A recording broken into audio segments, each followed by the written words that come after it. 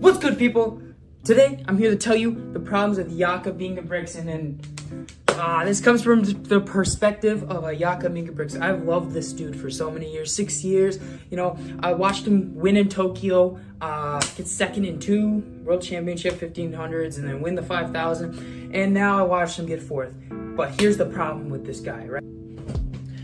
There are a couple reasons as to why there's problems with him, and I'll get into those. First reason here, and it's a big problem.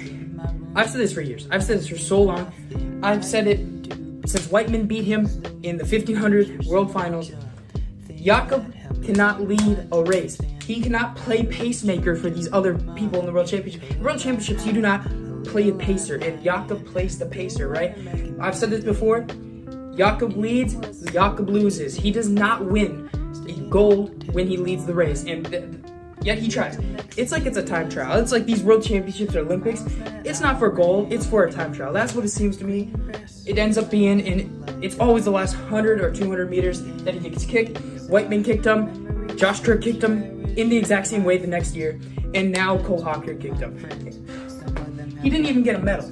That's the crazy thing. He didn't even get a single medal. He puts all this energy into the first 1,300 meters of the race, and then he falls behind and allows people to go around him and pass him. I've said it before, Jakob leads, Jakob loses. Now there's another big issue, and this has been discussed by a bunch of other people. Kerr has even said this, and I'm believing it now more, is excuses.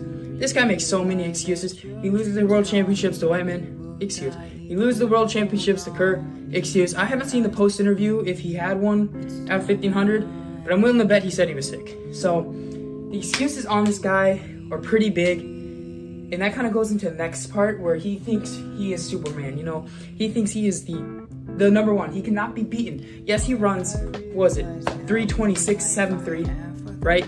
That's incredible. But he has 1 Olympic medal to his name and 2 silvers.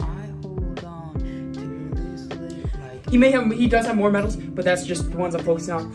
But still, if his kryptonite is the fact that when he loses, he cannot accept the fact he loses and he's making excuses. I'm the biggest fan of Jakob Ingebrigtsen, and I still am. He's my ride there all the way, but I love Cole Hawker too. That was surprising. But it's honestly painful to see that after he loses the race, he's like, man, I was sick. And then next year again, man, I was sick after getting kicked by Whiteman again. These British people just keep kicking his ass, and he's making sick excuses. He may be sick, but if you're sick, and if he was actually sick both times, so that's just inconvenient, and that's nothing he could do about it. So hopefully, I mean, he probably could have been sick both World Championships, but I doubt it. And I haven't seen the post interview of Jakob, so let's see what he does. See, if I could suggest one thing to him is don't lead a race.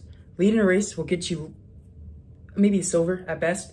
He got 4th in the Olympics here, but you need to stop playing pacemaker. He's playing pacemaker, and it's not working out for him. It's giving the people the ability to pass him. See, that's the other part. Pacemakers. When he is in a race with pacemaker, he goes crazy. 3:26.73. Can't tell me that's not good. And his other races in the 20s, 3:27s, you know, when he has a pacemaker or those legs, he's on pace. But when he tries to play that pacemaker with no pacemaker in the race, he really can't win.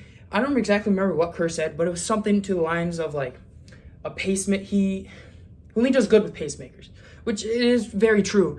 And that's why I believe that he can't lead the race, at least for the first 600 meters. After that, he can. You know, that's when you do take a lead.